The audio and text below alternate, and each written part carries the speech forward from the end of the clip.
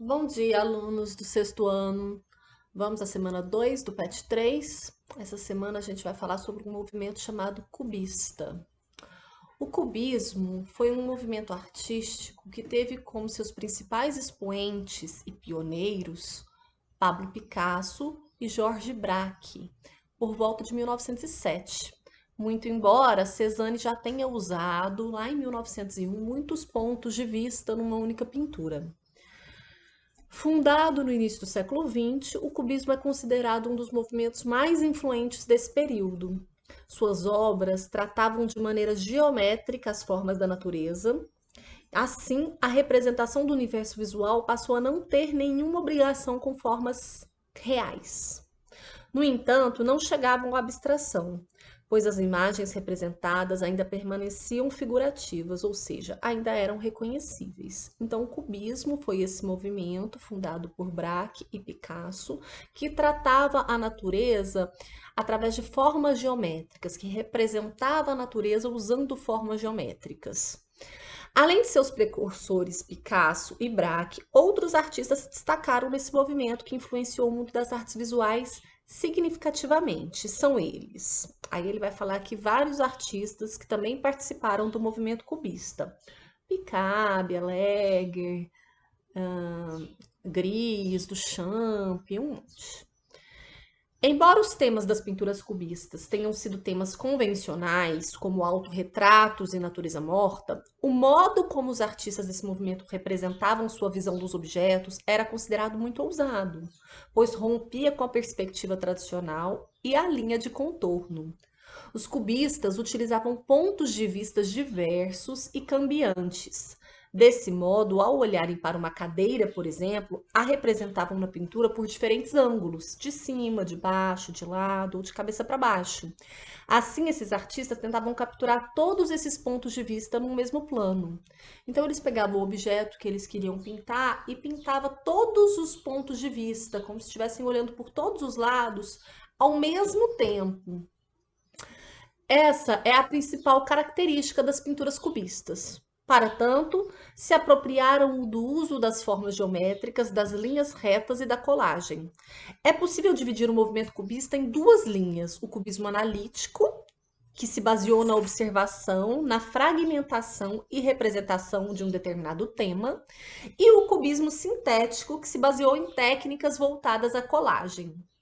Não há como falar de cubismo sem citar o nome do seu grande expoente, Pablo Picasso.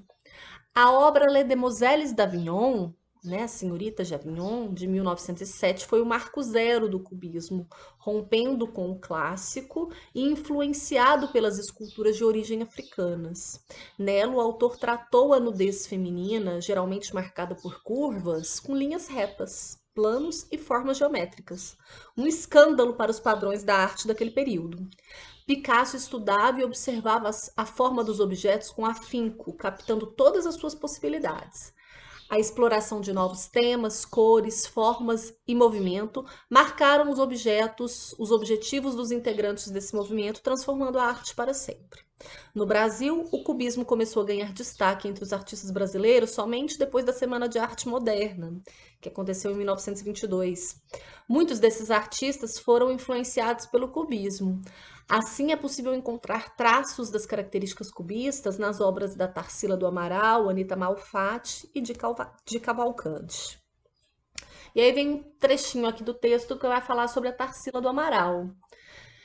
A pintora volta a Paris em 1923 e lá conhece o poeta francês Blaise Cendrars, não sei se é assim que pronuncia o nome dele, que apresenta a ela toda a intelectualidade do mundo que vivia na Cidade de Luz, em Paris, naquela época.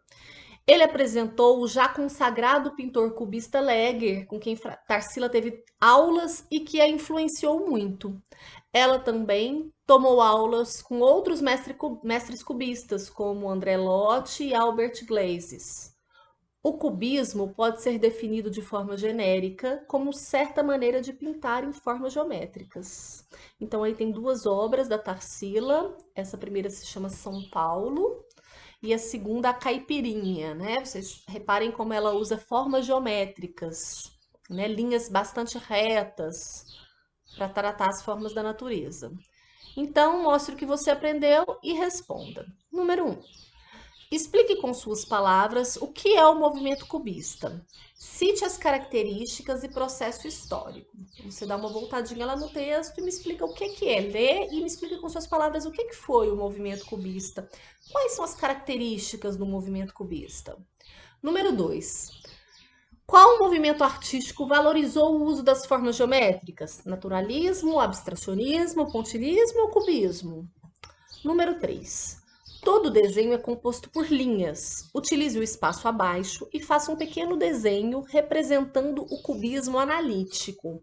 Então, você dá uma voltadinha no texto, veja qual que é a diferença entre o cubismo analítico e o cubismo sintético, para você não se enganar. E aqui você faz um desenho se inspirando aí no cubismo analítico, né? Você pega um objeto qualquer e tenta desenhá-lo por vários pontos de vista diferentes ao mesmo tempo, né?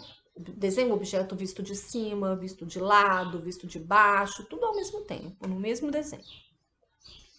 Número 4. Com base na leitura do texto, complete as frases com as palavras que faltam. Essa questão aqui, ela tem um errinho, porque a letra E é a mesma da letra A. Então, uma dessas palavras vai ficar de fora, né? Ficou faltando. As palavras são cubismo, movimento cubista, destaque, artista, cubistas e família. Essas palavras, elas têm que caber aqui. Mas vai sobrar uma palavra, já que a letra E se repetiu, tá? Então, já tô avisando. Aí vocês leem cada uma dessas alternativas e coloca a palavra que couber melhor.